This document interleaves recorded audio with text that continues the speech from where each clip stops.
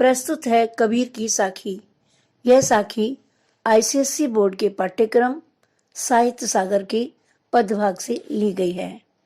पहली साखी है, गुरु गोविंद दो खड़े काके लागू पाए, बलिहारी गुरु आपनो गोविंद दियो बताए। कठिन शब्दों के अर्थ हैं, गुरु यानी शिक्षक, गोविंद यानी ईश्वर, दो यानी दोनों, काके यानी किसके और पाए यानी पैर, बलिहारी यानी न्यौछावर। कवि ने एक अच्छे गुरु के महत्व पर प्रकाश डालते हुए कहा है कि यदि मेरे सामने ईश्वर और गुरु दोनों खड़े हों तो मुझे पहले किसके पैर छूने चाहिए। अपने मन में उठे इस प्रश्न का उत्तर स्वयं देते हुए कवि कहता है कि यदि मेरे सामने ऐसी स्थिति आती है तो मैं पहले अपने गुरु के चरण स्पर्श करूंगा, क्योंकि गुरु के द्वारा दिए गए ज्ञान ने ही मुझे ईश्वर तक पहुंचाया है। दूसरी साखी है, जब मैं था तब हरि नहीं, अब हरि है मैं नहीं, प्रेम गली अति सांकरी, तामे दो न समाही।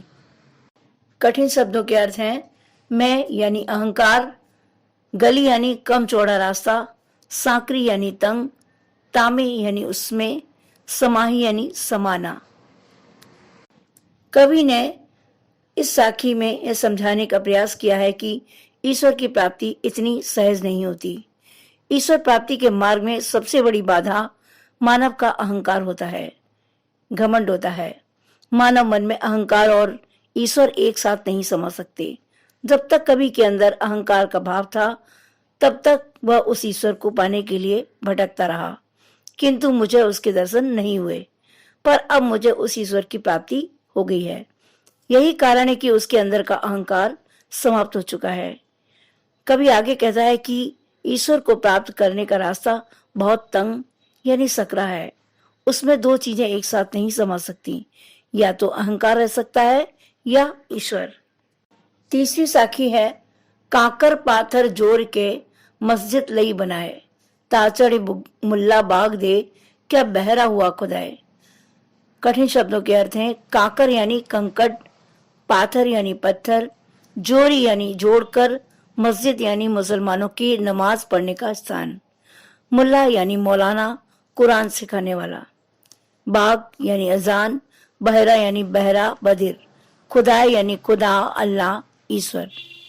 मुस्लिम समाज में प्रचलित आडंबरों की तीखी आलोचना करते हुए कवि कहता है कि कंकड़ पत्थर एकत्र करके मस्जिद बनवाना और उस पर चढ़कर तेज आवाज में बाग देना अर्थात अजान देना बेकार है।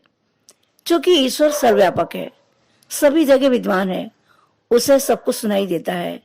हम उसे धीमी आवाज में या मन में भी याद कर सकते हैं।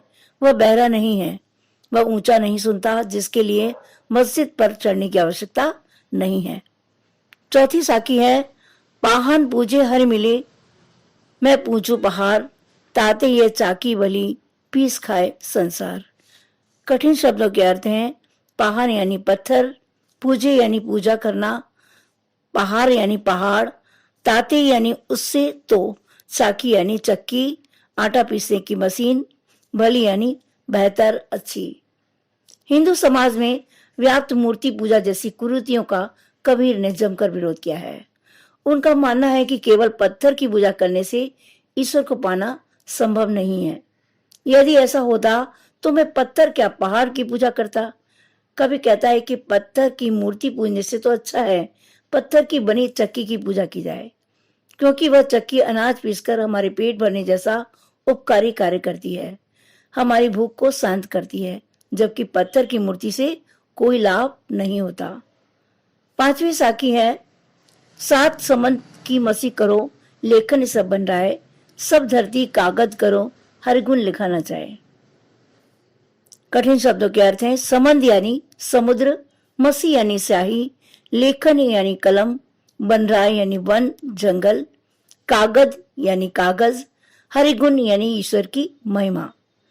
संत कबीर ईश्वर के गुणों तथा उसकी महिमा का वर्णन करते हुए कहते हैं कि यदि मैं सातों समुद्रों के जल की स्याही बना लूं, जंगल में जितनी भी लकड़ी है उसकी कलम बना लूं तथा समस्त पृथ्वी को कागज बना लूं और उस ईश्वर की महिमा लिखना आरंभ करूं, तो भी उस ईश्वर के गुणों अथवा महिमा का वर्णन नहीं लिख सकता, नहीं कर सकता, क्योंकि उस परमात्मा की महिमा अपरंपार है और उसके गुण अनंत हैं।